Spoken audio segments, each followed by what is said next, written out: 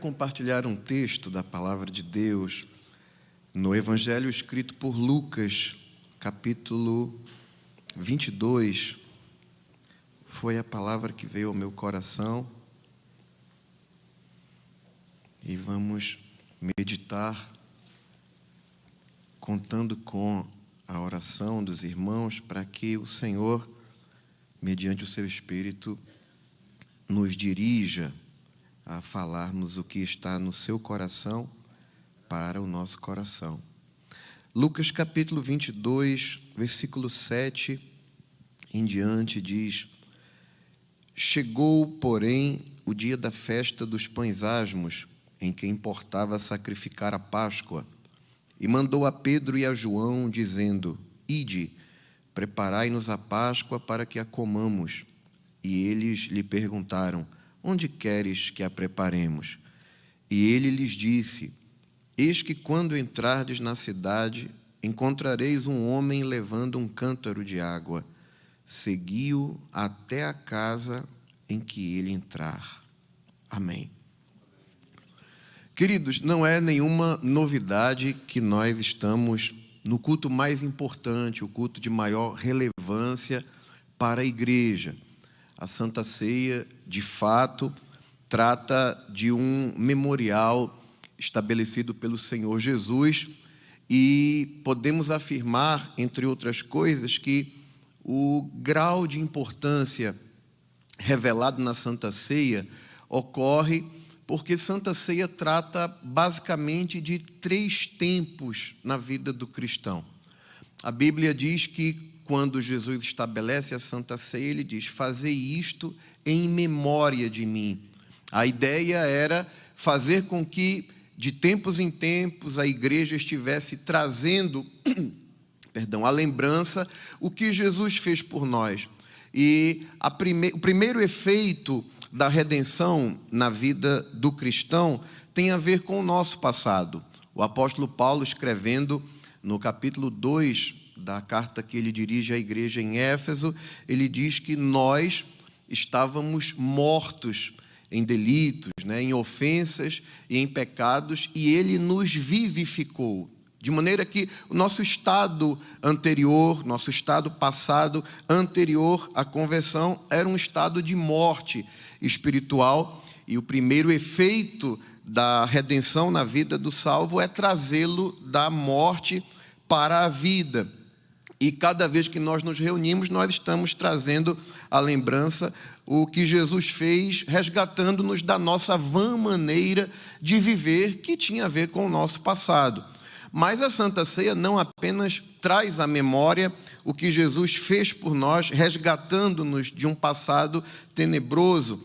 A palavra do Senhor também deixa claro que a Santa Ceia tem a ver com a vida presente. Isso porque o apóstolo Paulo, escrevendo à igreja de Corinto, na sua segunda epístola, ele diz: se, pois, alguém está em Cristo, nova criatura é.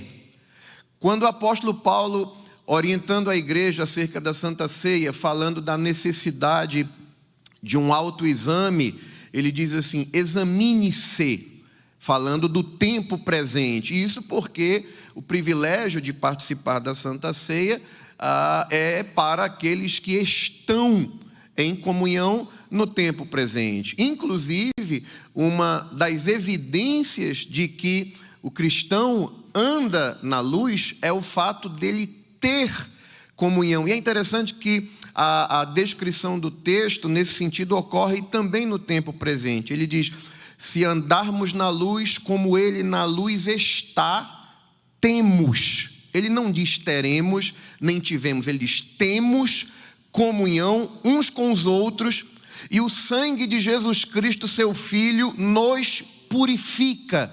Perceba que até a expressão purifica, tem a ver com o sangue, ocorre no tempo presente. Isso porque o sangue de Jesus, ele atua no passado, apagando o passado, mas ele atua também no presente, de maneira que o que possibilita a purificação das falhas, dos equívocos do tempo presente, é o fato de nós termos comunhão. Uma vez que nós temos comunhão uns com os outros, evidenciando que andamos na luz, o sangue de Jesus está para nos purificar neste tempo tempo presente e nos permitindo um autoexame presente para que no tempo presente nós participemos deste ato sagrado estabelecido pelo Senhor. Mas a Santa Ceia não fala apenas de passado, não fala apenas do presente. A Santa Ceia também fala de uma esperança futura. A Bíblia diz que cada vez que celebramos a Santa Ceia, nós anunciamos a morte do Senhor até que Ele venha. Também no ato da ceia, ao estabelecê-la, Jesus, e é interessante isso, porque para Israel, para o judeu, o trigo, o azeite e o mosto, o vinho era algo que caracterizava muito a identidade do judeu. Então, para Jesus, o fato de estar tomando do fruto da vide com os seus discípulos era algo prazeroso, era algo que ressaltava a identidade judaica. E é interessante, quando Jesus está tomando o cálice, compartilhando o cálice com os seus discípulos, ele faz uma promessa que tem a ver com a nossa esperança futura.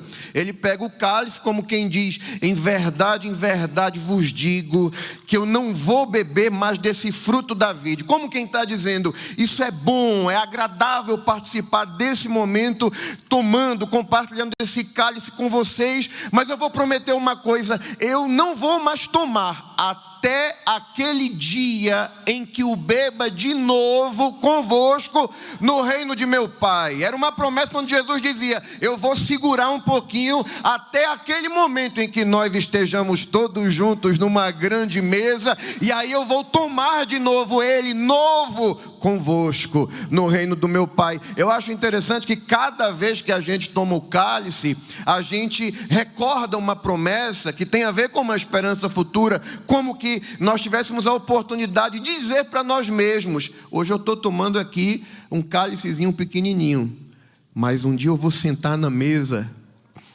vai estar lá Abraão, Isaac, Jacó, aleluia, eu vou tomar do fruto da vide, comeu Jesus no futuro. Eu tenho essa esperança, a igreja tem essa esperança, porque Santa Ceia fala disso. Eu me alegro pelo que Ele fez em relação ao meu passado, eu me alegro pela alegria do momento presente, do privilégio que nós temos, e eu me alegro pela esperança futura. Glória a Deus por este privilégio que nós temos nesta noite. Mas por que nós fizemos a leitura neste texto? Porque grandes acontecimentos, grandes realizações de Deus sempre envolvem um processo, sempre envolvem uma preparação. E na grande maioria das vezes nós atentamos mais para aquilo que Jesus estabeleceu, sem olharmos muito para o processo de preparação. Hoje nós estamos aqui, mais de 2000 anos depois, celebrando esta instituição do Senhor Jesus, mas para que a Santa Ceia ou a Páscoa com os seus discípulos pudesse ser realizada, foi necessária uma preparação. A Bíblia diz que os discípulos perguntaram ao mestre: onde queres que preparemos a Páscoa? E o Senhor Jesus orientou os discípulos a que eles fossem até a cidade. Quando entrarem na cidade, eles iriam encontrar um homem levando um cântaro de água. Isso não está aqui por acaso. Há um comentário abundante nos estudos, entre os estudiosos, de que um homem carregar um cântaro de água era uma tarefa incomum naqueles dias, visto que essa atividade era mais presente nas mulheres. Então, quando Pedro e João chegam até a cidade, eles precisariam de uma referência, eles precisariam de algo que se destacasse no meio, da multidão, para que eles pudessem seguir aquele homem até o local onde deveriam preparar a Páscoa. E, como nós falamos anteriormente, normalmente nós nos atemos à Páscoa, à celebração. Mas houve uma preparação. Para que houvesse essa preparação, Pedro e João tiveram que encontrar uma pessoa, tiveram que seguir uma pessoa que seria referência para eles naqueles momentos iniciais, para que eles pudessem identificar o local, acertar com o dono do ambiente e ali prepararem a Páscoa. Porque todos os grandes acontecimentos de Deus envolvem uma preparação. E aqui eu uso uma comparação que revela, de certa forma, a grandiosidade das coisas que Deus faz e a preparação por trás disso. Todos nós temos, principalmente no Antigo Testamento, a referência do grande profeta Elias, que nos encanta desde a infância. Todo mundo, quando fala de Elias, a primeira coisa que lembra é de Elias no Monte Carmelo, envergonhando os profetas de Baal e sendo o protagonista de um dos maiores eventos do Antigo Testamento em um momento de crise espiritual no meio do povo de Deus. Mas como é que começa a trajetória de Elias? A trajetória de Elias inicia com ele apresentando-se diante de Acabe. E é interessante que Elias aparece meio que de repente assim na escritura, não aparecem muitos detalhes acerca da sua história, da sua trajetória, de onde ele veio. É como se Deus vai pegando Elias, como diferente de outros homens, como João Batista, que a gente vê Deus preparando desde a infância, no deserto, até que ele se mostrasse a Israel. Elias é diferente. Deus chama Elias como quem diz: olha, eu vou te pegar aqui e eu vou te preparando no decorrer do processo. Então Elias se apresenta a Acabe com uma palavra dura, dizendo: olha, tão certo como vive o Senhor, que não vai haver chuva nem orvalho, senão segundo a minha palavra. E imediatamente Deus diz a Elias: agora vai e esconde-te no ribeiro de Querite. Elias sai da evidência e é escondido por Deus no ribeiro de Querite. A palavra Querite, segundo algumas concordâncias, significa cortante. É como que Deus vai, de certa forma, prepará-lo, lapidá-lo, cortar alguma coisa que precisava ser aperfeiçoada no caráter de Elias. Em Querite, Elias iria aprender a viver dependendo de Deus. Você vai beber da água do ribeiro e fica tranquilo, porque eu vou ordenar os corvos que te sustentem. E é interessante que não estava chovendo, não havia orvalho, sem chuva. Depois de algum tempo, a água do ribeiro secou. E sempre que eu tenho oportunidade de falar nesse texto, pastor, eu gosto de conjecturar, de imaginar. Na minha opinião, quando a água do ribeiro começou a secar, eu imagino que Elias deve ter pensado: sem água não dá para viver. Então, se a água está acabando, o tempo da minha prova está acabando também. Deus vai me tirar dessa condição aqui, né, de estar bebendo do ribeiro só e dependendo dos corvos. Mas quando o tempo de Elias em Querite termina, ele ouve a palavra do Senhor que diz a ele: levanta-te e vai-te a Sarepta. Preste atenção que o Senhor diz: vai-te a Sarepta, porque eu tenho ordenado ali a uma mulher viúva que te sustente. A palavra Sarepta, há divergência no significado. Uns dizem que Sarepta significa fornalha de fundição, outros dizem casa de fundição. Há ainda quem traduz a Sarepta como crisol, que seria o processo de submeter determinadas substâncias a processos químicos para aperfeiçoamento. De qualquer maneira, está tudo dentro do mesmo contexto. Deus pega Elias, que estava no ribeiro de Querite, aprendendo sobre dependência, aprendendo sobre provisão, sobre o cuidado de Deus. E Deus agora pega Elias e diz: eu vou te levar a um estado de maior aperfeiçoamento. Vou te tirar de Querite, vou te colocar em Sarepta. Em Sarepta, Deus estaria submetendo Elias a uma grande humilhação. Porque na cultura judaica, para um hebreu, um homem israelita não era sustentado por mulher. Muito mais uma mulher que não fosse israelita, e muito mais uma mulher viúva. Porque mulher viúva, no contexto do Antigo Testamento, era carente de cuidado. Mas Deus diz: eu vou cuidar de você, e a forma como eu vou cuidar de você, não é você quem vai estabelecer. Eu ordenei uma mulher viúva, e é ela que vai te sustentar. Agora a gente percebe como Elias aprende sobre dependência de Deus, como Elias aprende sobre o cuidado de estar dentro da direção de Deus e como Deus se responsabiliza. Por que eu digo isso? Porque quando Elias chega em Sarepta, ele encontra uma mulher apanhando gravetos. Você conhece a história desde pequeno. E a Bíblia diz que ela Ele pede água para ela, e quando ela vai pegar a água, ele diz assim: faça um bolo para mim. E ela diz assim: olha, o que tem aqui é muito pouco, é suficiente para minha última refeição. E eu vou fazer minha última refeição com meu menino, e vamos comer e vamos esperar a morte chegar, porque não tem mais nada. Elias poderia ter dito: eu acho que eu errei de endereço. Porque o que foi que Deus me disse? Deus disse: vá para Sarepta, que eu tenho ordenado uma mulher viúva que te sustente. Eu encontro uma mulher dizendo que tem pouca coisa, vai fazer a última refeição e vai morrer. Mas ele não pensa que errou o endereço. Ele chega entendendo: eu vim aqui para te dar uma palavra de Deus, porque Deus me disse que é tu que vai cuidar de mim. Faça primeiro para mim, porque nem a farinha vai acabar, nem o azeite vai faltar. Em outras palavras, não vai morrer ninguém, porque eu estou andando na direção de Deus. E quando a gente está na direção de Deus, Deus cuida nos mínimos detalhes, do jeito que Ele cuida em Querite, Ele cuida em Sarepta, porque depois de Sarepta, Deus tem um Carmelo preparado para elevar o profeta à posição que Ele havia determinado. Aleluia.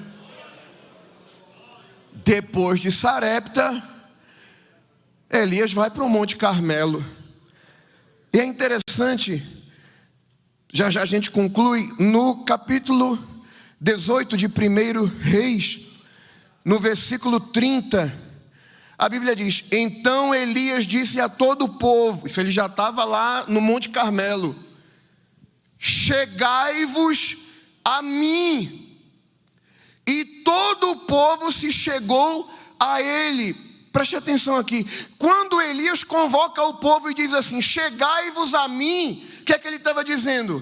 Olhem para mim, prestem atenção em mim. Só que para ele chegar nessa condição, para ele chegar até o Carmelo, para Deus fazer o que tinha para fazer no Carmelo e tornar Elias praticamente um profeta eternizado por essa experiência, teve um trajeto, teve um caminho, teve um ambiente de preparação. Teve um ribeiro de Querite, existiram corvos, teve uma situação humilhante, mas teve a provisão de Deus. Teve uma mulher viúva que foi um instrumento de Deus para cuidar do profeta. Mas Elias só pôde viver tudo isso por quê? Porque ele se submeteu. Elias não faz perguntas a Deus. Elias não questiona a Deus: por que o Senhor está me mandando para Querite? Por que o Senhor está me mandando para Sarepta? Por que eu, como teu servo, tenho que me sujeitar a ser sustentado por uma mulher viúva? Ele não questiona, ele vai na direção, ele segue o curso da direção. Quando a gente se submete por quê? Porque em algum momento, isso não é porque a gente quer, mas às vezes Deus nos ordena, Deus determina que nós nos submetamos a situações que às vezes não são as mais agradáveis. Por quê? Porque lá na frente alguém vai ter que olhar para mim, para você. Às vezes eu fico imaginando que para aquele homem que estava carregando um cântaro, eu não sei que tipo de comentário ele pode ter escutado, porque ele estava fazendo uma tarefa incomum. Talvez alguém podia ter dizer: por que você está se sujeitando a isso? Você tendo que carregar um cântaro de água. Mas pode quem quiser falar. Se ele não carrega o cântaro, Pedro e João iam estar perdidos sem saber para quem seguir. Às vezes carregar o cântaro não é a tarefa mais agradável, mas tem alguém olhando para você dizendo: ela está carregando, ele está carregando, eu estou vendo onde é que eu tenho que ir, como é que eu tenho que caminhar. Aleluia. Não haveria Carmelo sem Querite e sem Sarepta. Não haveria Santa Ceia, celebração, se antes Pedro e João não fossem até a cidade, não encontrassem um homem carregando um cântaro de água, não seguissem o homem. E eu gosto de pensar nisso também, que talvez porventura alguém zombasse do homem por carregar um cântaro de água. Se eu fosse o homem, eu acho que eu diria dentro do meu coração: pode zombar, pode dizer o que quiser, eu vou entrar num ambiente e quem está entrando daqui a pouco é Jesus. Eu estou sendo instrumento para um propósito que Ele tem. Aleluia. Carrega o cântaro, crente. Às vezes não é a tarefa mais agradável, às vezes não é o que a gente quer, mas no cântaro tem água. E água é símbolo do Espírito. Quem se submete, quem se sujeita, quem suporta, está dentro do propósito. É por isso que muita gente se perde no caminho, porque não se submete, não se sujeita. Mas quando a gente diz, eu levo o cântaro, Senhor, eu vou carregar, pode pesar como for, tem problema não. Onde tem cântaro tem água, onde tem água tem renovo, mata a tua sede, renova tuas forças, e tem alguém olhando para você, dizendo, se ela está carregando, eu posso segui-la. Se ele está carregando, eu posso segui-lo. Carreguemos o cântaro, porque Jesus sabe que tem alguém olhando para nós, e que depois desse processo, os propósitos de Deus se estabelecerão nas nossas vidas. Que Deus nos abençoe. Muito obrigado, meu pastor.